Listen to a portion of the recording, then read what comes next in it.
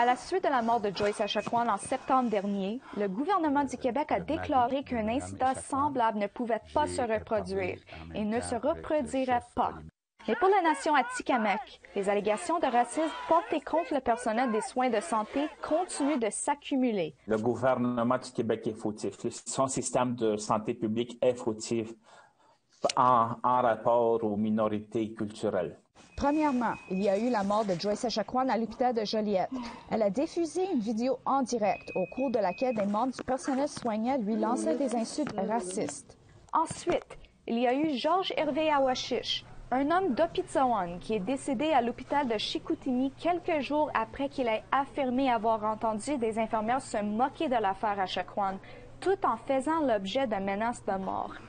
Et maintenant, il y a les allégations de mauvais traitement de Jocelyne Ottawa dans une clinique publique, aussi à Joliette. Totally unacceptable, inhumane, I would say. It's like adding insult to injury. Le chef régional de l'APNQL, Ghislain Picard, a commenté l'événement sur les réseaux sociaux au cours de la fin de semaine dernière. Jocelyne Ottawa est originaire de la communauté de Manawan, tout comme Joyce Echaquan. Vendredi dernier, elle a cherché à se faire soigner à la CLSC Joliette. Et selon Ghislain Picard, elle a fait l'objet d'intimidation, de moqueries et de harcèlement. Les membres du personnel de la clinique ont vu son nom et lui ont dit qu'elle pensait simplement l'appeler Joyce. C'est inacceptable de faire des commentaires dégradants de même là, envers des patients autochtones. C'est juste... C'est du racisme, c'est la discrimination systémique pure et simple. L'autorité régionale de la santé qui supervise la clinique de Joliette a confirmé mardi dernier le congédiement des infirmières en question. Voici la déclaration du ministre des Affaires autochtones du Québec. Cet événement choquant ne fait que rappeler toute importance les mesures concrètes annoncées en matière de sécurisation culturelle afin d'offrir à la communauté atikamekw de Manawan un accès équitable et libre de toute discrimination ou service offert.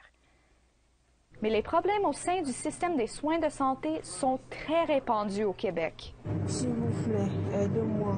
Dans une vidéo diffusée la semaine dernière en direct d'un hôpital de la Rive-Sud de Montréal, Mireille Jomo, une réfugiée du Cameroun, allègue que le personnel à l'hôpital ont injecté délibérément des médicaments auxquels elle était allergique.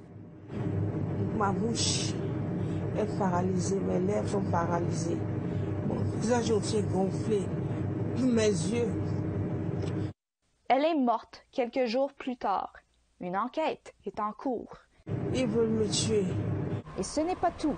Mercredi dernier, la presse rapportait qu'une enquête interne est en cours à l'hôpital de Saint-Eustache, à la suite à la découverte d'offres d'emploi destinées aux candidates blanches seulement. Il s'agit du même hôpital qui avait attiré l'attention en janvier, après que la femme d'une aînée Mohawk de Ganezedage eut affirmé que son mari avait obtenu son congé sans que l'hôpital ne lui fournisse de vêtements ou même un manteau. He had a soiled diaper and he had socks on. He had no clothes, nothing from Saint-Eustache Hospital, not even a blanket.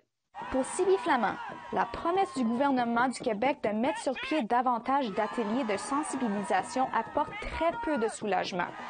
Parce que les 2 infirmières de la clinique qui ont été congédiées avaient déjà suivi la formation. C'est pas réaliste. La confiance n'est pas là. Lindsay Richardson, Nouvelle nationale d'APTN, Montréal.